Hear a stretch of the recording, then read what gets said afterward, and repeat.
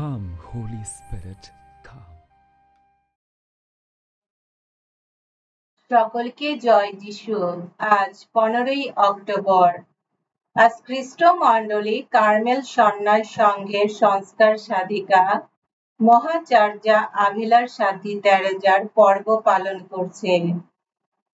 তেরেজার জন্ম স্পেন দেশের আভিলা নগরে 16শ শতাব্দীতে 1514 সালে। ছোটবেলায় তিনি সাধু সাধ্বীদের জীবনী পড়ে তাদের জীবন আদর্শে উৎসাহিত হয়েছিলেন।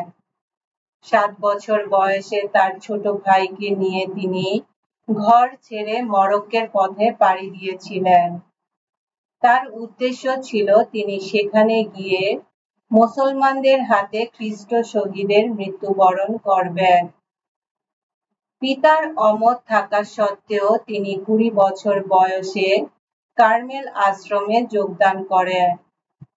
তখনকার দিনে কার্মেল সংঘের সন্ন্যাসব্রতীদের জীবন চর্চা শিথিল হয়ে পড়েছিল।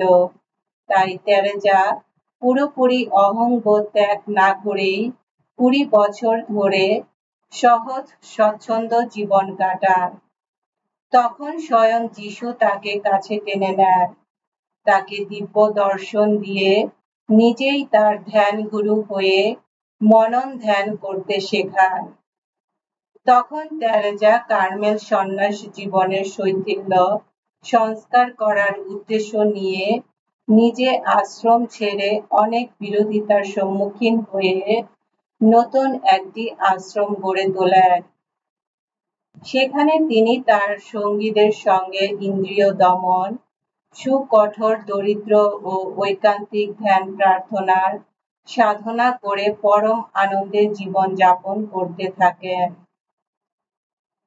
কিন্তু কিছুদিনের মধ্যে তার এই শান্তির জীবন তাকে ছাড়তে হয়। তিনি তখন সারা স্পেন দেশে ঘুরে সদ্য সংস্কার সাধিত সন্ন্যাস জীবন পালনের জন্য নতুন নতুন মঠ গড়ে তোলেন। অনেক কষ্টের মধ্যে ক্রুশ ভক্ত সাধু জনের সাহায্য পেয়ে তিনি নরনারীদের জন্য 32টি আশ্রম স্থাপন করেন। এমন ব্যস্ততার মধ্যেও তার মরমিয়া সাধনায় কোনো ত্রুটি হয়নি।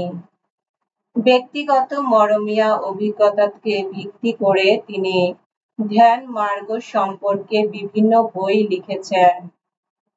সবচেয়ে পরিচিত বইটি হল পরম প্রসাদ আত্মার সপ্ত মহল। প্রতিটি মহল ধ্যান সাধনার একটি পর্যায় বোঝায়।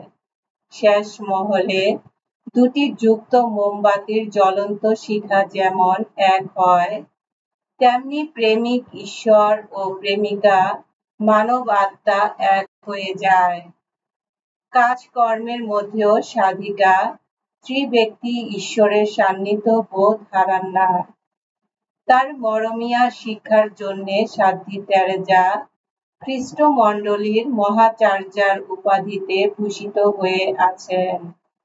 তার মৃত্যু হয় 1583 সালে। এসো আমরা প্রার্থনা করি। হে পরমেশ্বর, হে পরম পূর্ণ, তুমি আভিলার সাধ্বী তেরেজার অন্তর পবিত্র আত্মার আলোকে উদ্ভাসিত করেছিলে, যাতে তিনি তোমার ভক্ত মণ্ডলীকে পূর্ণতার পথ দেখাতে পারেন। অনুনয় করি তোমায়, তিনি আধ্যাত্ম সাধনার যে শিক্ষা দিয়ে গেছেন তা পালন করে আমরা যেন পূর্ণতার পিপাসায় পিপাসিত হয়ে উঠি। তোমার পুত্র আমাদের প্রভু যীশু খ্রিস্টের নামে এই প্রার্থনা করি। পবিত্র আত্মার সংযোগে তোমার সঙ্গে জীবনময় ও সর্বনিয়ন্তা ঈশ্বররূপে তিনি যুগে যুগে বিরাজমান। আমেন।